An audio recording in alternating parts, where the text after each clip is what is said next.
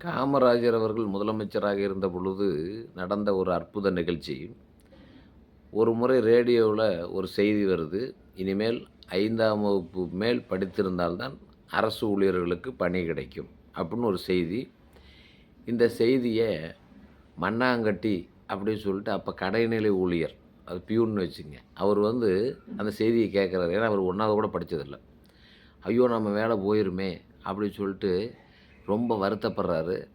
அவரு அப்போது எம்எல்ஏவாக இருந்த திரு மூக்கையா தேவர் ஐயாட்ட போய் சொல்றாரு. ஐயா இந்த மாதிரி காமராஜர் வந்து சொல்றாருங்க. ரேடியோல செய்தி வருதுங்க. அப்படின்னு மூக்கையா தேவர் ஐயா, "டேய் நான் ஒரு ஐடியா சொல்றேன் கேளுடா" அப்படின்னு சொல்லிட்டு உடனே காமராஜருக்கு ஃபோன் பண்ண சொன்னாருங்க. உடனே இவரு மண்ணாங்கட்டி ஃபோன் பண்றாரு.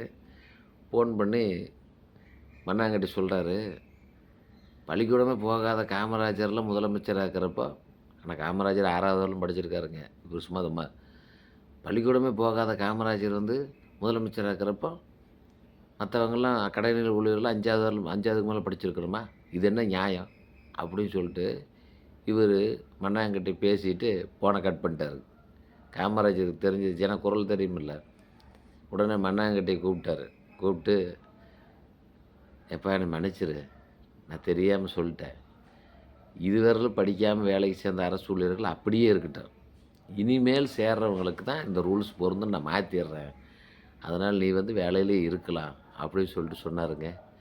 ஒரு அரசு ஊழியர், கடைநிலை ஊழியருடைய பேச்ச கேட்ட முதலமைச்சர் எவ்வளவு மதிப்பு குடுத்து, அவர கூப்ட்டு அவருடைய பிரச்சனைய தீர்த்து வைக்கிறாரு பாருங்க. அவர் தாங்க காமராஜர்.